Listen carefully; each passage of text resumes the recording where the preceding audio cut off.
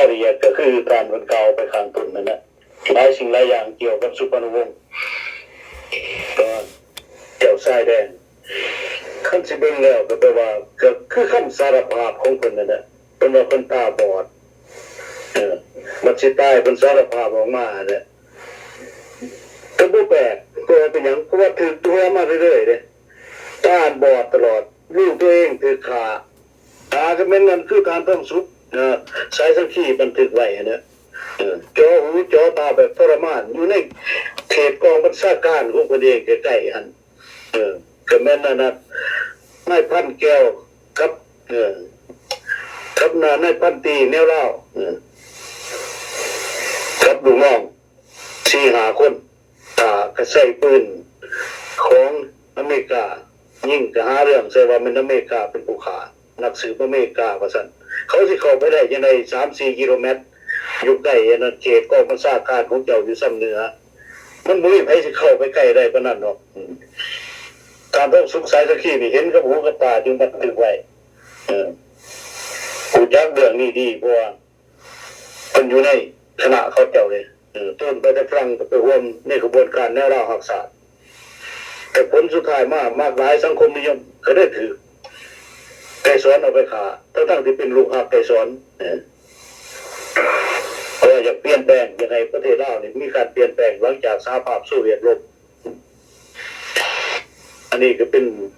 เราเหตุการณ์เล็กๆน้อยๆเนาะสุพรรณวงศ์นี่เขาจะบอกแล้วเขาย้อนตาบอดบ่เห็นหยังย้อนตาบอดย้อนอำนาจอย่างไรอำนาจถือยกเขาย่องจนตีนที่ดินแก้วย่องจนตีนที่ดินถ้าบ่มีสุพรรณวงศ์นะไก่สอนจะบ่สามารถมายึดอำนาจได้ในปี1975สุพรรณวงศ์เขามาเวียงจันทร์ข้าพเจ้าอยู่น้ำพุยืนเบิ่งอยู่เดินน้ำพุสังเกตการว่าเป็นแบบได้แห่สุพรรณวงศ์เขามานี่เกิดกันย้อนใส่เจ้าเป็น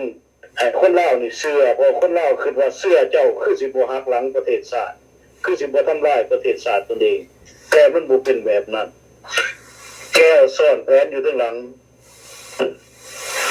แต่ยังจะมีการสิ้นสัญญา1973อยู่เวียงจันทร์กันย้อนว่าตีศึกกันมานะจักรไฟฟ้าเท่าไรปีเขาบ่สามารถจะเอาชนะกองทัพแห่งชาติของราชอาณาจักรลาวได้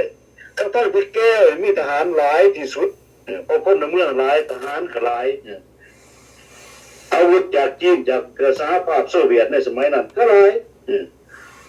แต่เขามาตีโบสนะไอ้หนูโบสนะย้อนหยังย้อนกองทัพแห่งชาติของเขาแม้แต่ทหารล่านาย10 นายจ่านี่ออกจากคุกเฮียนทหารทั้งนั้นฝึกหลายปีเห็นบ่เป็นทหารอาชีพบ่แม่นทหารแบบที่ว่าทหารรับจ้างหรือทหารอาสาสมัครเห็นบ่มันจะตีบ่แตกเห็นบ่แล้วมันตีบ่แตกได้จังได๋รอเริ่มสิ้นสัญญาสงบศึกเห็นบ่สัญญาสันติภาพมันถูกต้องปรองศาสตร์หลังจากนั้นก็ใส่คนอยู่ในเขตรัฐบาลราชอาณาจักรลาวลุกขึ้นประท้วงลูกน้องประท้วงนายยั่วลูกน้องว่าเขาจะประท้วงนายเจ้าก็สิขึ้นสั้นให้เจ้าจากนายร้อยเป็นนายพันนายพลไปจอนายพันนายพลไปเขานั่นไปประท้วงให้ถือประท้วงเด็กเขาจะเอาไปสัมปทุกกันคนสุดท้ายเอาไปฆ่าอันนี้เป็นวางแผนในนักเขียนนักศึกษาที่บ่ฮู้ที่ฮู้แดนบ่ฮู้หยังเกี่ยวเรื่องการเมืองนะลุกขึ้นประท้วงพ่อแม่ตัวเองว่าบ่ดีสอนเป็นระบบบ่ดีตัวว่าเป็นระบบเพื่อแย่ไปจ้างนางเล่งเต้นประเทศจิกโกผมยาวขาสูงใหญ่สมัยนั้นจับไปร้อนเท้าร้อนหน้าหาเรื่องใส่กันก็ไม่ถึงจับเลยบ่เป็นก็อย่ามันไปหาเรื่องใส่กันค่อยสร้างเจ้าหาเรื่องใส่ก็ไม่ถึงเห็นบ่อันนี้นี่แหละแผนการของเขาที่ซ่อนอยู่เบื้องหลังของสุพรรณวงศ์เอาสุพรรณวงศ์ออกหน้า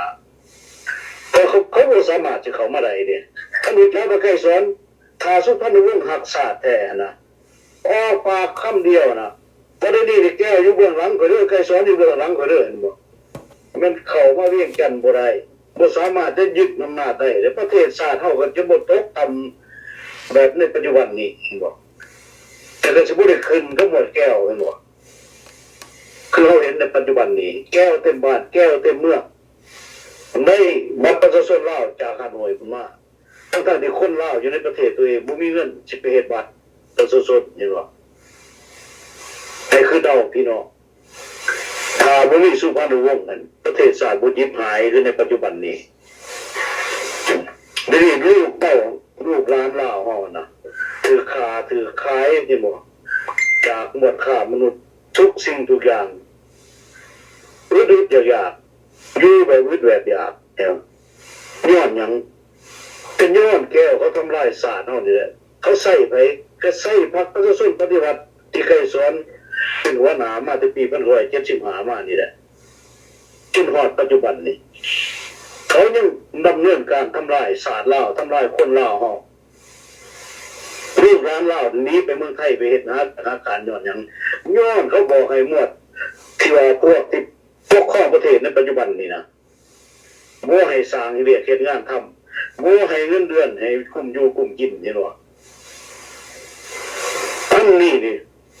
ในจะหนีจากประเทศทางอ้อมเห็นบ่แก้ประเทศในนี้ในปี1975ตัวนึงแล้วด้วยอาวุธปืนเห็นบ่ที่จับขาเห็นบ่ทุกสิ่งทุกอย่างเขายังเฮ็ดดำเนินต่อไปอยู่เห็นบ่แต่ทีนี้ดำเนินทำลายลูกหลานเราคือต้องรุ่นส่งทหารยุคโซปปรเนี่ยไปซอยปูตินเห็นบ่ที่ยูเครนต้องรุ่นได้รายงานหรือว่าได้แจ้งให้พี่น้องเล่าเนาะผู้ว่าตายจะคนแล้วทีนี้เสียองค์ค่าศาสินจะคนแล้วพวกนี้นี่นะลูกหลานเลยเขาบ้าอำนาจแบบเดียวกับปูตินที่ส่งคนรัสเซียไปตายอยู่ในยูเครนนะตายมือหนึ่งหลายร้อยจุดกายมาพันหรือมีแต่ละมือแต่ลูกหลานบึงคลิปอยู่ใน YouTube มันก็ออกนะรถถังถือตำลายนี่เห็นบ่คนอยู่ในหันใต้บ่ต่ำกว่า4คน5คนอยู่ในรถถังอยู่ในรถแกทหารนั่นรถถุงก้อนก็บ่ต่ำกว่า10เห็นบ่ตัวมันใส่ได้12คน56หรือ18แต่ละคันมันระเบิดขึ้นนั่นบ่เห็นหัดกระดูกเห็นบ่นี่ร้านเหล้าที่ไปตีซอยต่อปูตินน่ะที่ต้องรุ่นส่งไปหั่นก็เช่นเจอสภาพในแบบนั้น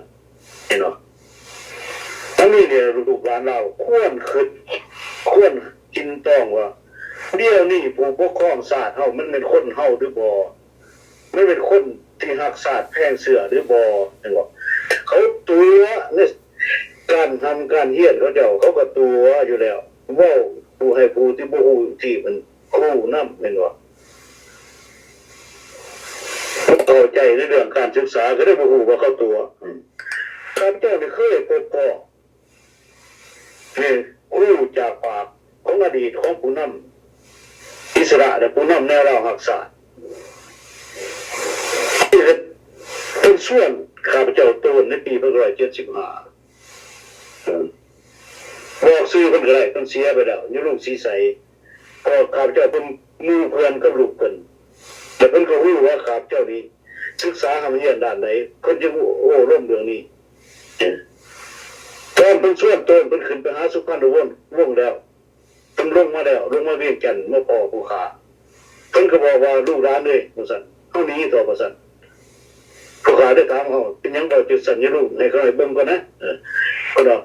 ลูกไปหาสุพรรณวงศ์แล้วสุพรรณวงศ์ว่าคันตัวอ้ายบ่เรียนตัวอ้ายก็โตนว่าตัวอ้ายก็หนีเขาบอกเฮานี้แล้วว่าซั่นหลานเลยว่าซั่นอยู่บ่ได้แล้วเพราะเพิ่นเป็นอดีตของผู้นำแนวลาวคือกันเด้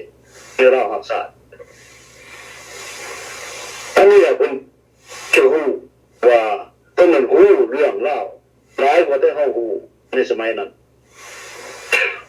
และไอ้ที่ต้นออกจากองค์การแนวเล่าหักษานะที่เขามาสวามีภักดิ์กับรัฐบาลราชอาณาจักรลาวมันถือขาเบิดมีลูกคนหนึ่งที่ว่าเป็นอิสระเขาอยู่เขตบ้านนอกมันต้นนี้แล้วมาอยู่น้ำครอบครัวผู้ขานี่10 กว่าปีก็ย่านถือขาอันนี้ก็เป็นเหตุหนึ่งที่ไอ้ตัวออกจาก บวนการดังกล่าวจะต้องถือขาบดแล้วเพิ่นก็ว่าให้ฟังบดเป็นไผเคลื่อนกับพูดที่ประเสริฐนี่ลูกน้องเก่าเพิ่นแต่ว่าซื้อเก่ามันบ่ต้องคูดเห็นบ่อันนี้เพิ่นฮู้เบิดเกี่ยวกับเรื่องเพิ่นก็ได้เล่าให้ฟังหลายสิ่งหลายอย่างเกี่ยวกับเรื่ององค์กรแนวร่วมหักศาสตร์เรื่องใกล้ซ้อนอยู่เบื้องหลังแต่ต่อมาก็ยังมีอีกผู้นึงที่ว่าได้เล่าเรื่องเหตุการณ์ตัวนี้ก็เป็นผู้นำผู้นึงอยู่ในองค์กรแนวร่วมหักศาสตร์ก็คือคอแท้ของเท้าใส่สมพรนั่นแหละแต่สอนมันญาติเอาผู้สาวไปมีดูค่าทองคือมหาสุรสเพิ่นก็เล่าให้ฟังแต่มีไผแน่อยู่ในขณะอันแต่ไผเป็นหยังเจ้าก็บ่ฮู้นะเพิ่นก็ได้ทำเฮียนนำเพิ่นรู้จักประวัติศาสตร์นั่นแท้จริงอยู่ในประเทศของเฮาในสมัยนั้นแต่ว่าผู้ค้าอยากให้ลูกหลานลาวเฮานะหรือพี่น้องลาวเฮาในปัจจุบันอยู่ไสก็อย่านะอยากให้คิดอยากให้มีสติในของความเป็นศาสตร์อย่าสิหายใจทิ่มคาแต่มือตายให้พากันสู้จนฮอดทิ่มหายใจครั้งสุดท้ายเพื่อให้ศาสตร์นี้ยืนยุ่งคงอยู่ในโลกใบนี้ได้อันนี้ข้าพเจ้าก็ขอขอบใจที่ว่าได้มีโอกาสได้เอาเรื่องนี้ให้ลูกหลานหูนำถึงจะบ่ได้เว้าหลายแต่ว่าก็อยากให้เข้าใจว่าบ้านเมืองเฮามันเป็นในทำนองนั้นขอขอบใจถ้าจะคู่ว่าสิ่งที่เกิดขึ้นกับสุพรรณวงศ์หลังจากถูกยึดอำนาจแล้วนะอยากให้ลูกหลานเนี่ยไปสอบค้นหาอ่านตุ่มนะหัวที่1หัวที่2ของฐานท่องสุขสายสังคีนะบันทึกของฐานท่องสุขสายสังคีนะที่ว่าจะเข้าได้พิมพ์ออกไปอยู่ในอเมริกาหรือแล้วก็คานนั่นน่ะง่ายแต่มหาสุรสก็เคยส่งไปให้ที่ว่า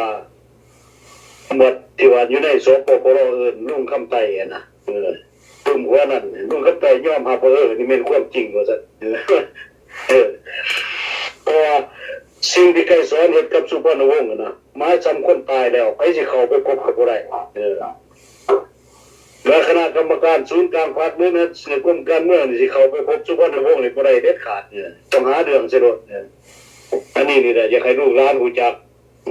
ว่าสุพรรณวงศ์สำคนตายหลังจากไกรสอนยึดอำนาจแล้วนะ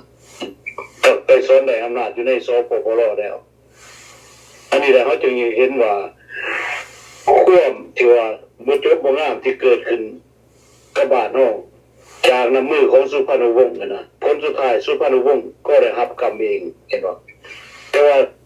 สิ่งที่หายที่สุดนี่ก็คือพี่น้องลาวเฮาได้รับกรรมต่อมาอีกทีมันนักตัวนี้นี่แหละคือในเฮาเห็นในปัจจุบันนี่ผู้ที่ปกครองสปปรเขาบ่ได้เบิ่งแย่งว่าพี่น้องประชาชนลาวอยู่ในประเทศเขาเพียงแต่ปฏิบัติตามคำสั่งของแก้วเท่านั้นฉะนั้นอยากให้ลูกหลานนี่นะบ่ต้องอ้าปากเป็นต่อป่านเฮ็ดหยังเฮ็ดโลดเฮ็ดมิดๆเฮ็ดเงียบๆอย่าสิให้เขาฮู้มันมีวิธีนี่เขาเห็นเบิ่งสงครามยูเครนอะไรนี่นะสงครามยุคพม่าเขาเฮ็ดกันจังไดเห็นบ่เขาสู้กันแบบใดเพื่อสิรักษาไว้ซึ่งประชาธิปไตยสิทธิของตัวเองประเทศชาติของเขาเจ้าเขาหวงแหนแต่เฮาเด้ประเทศชาติเฮาบ่หวงแหนบ่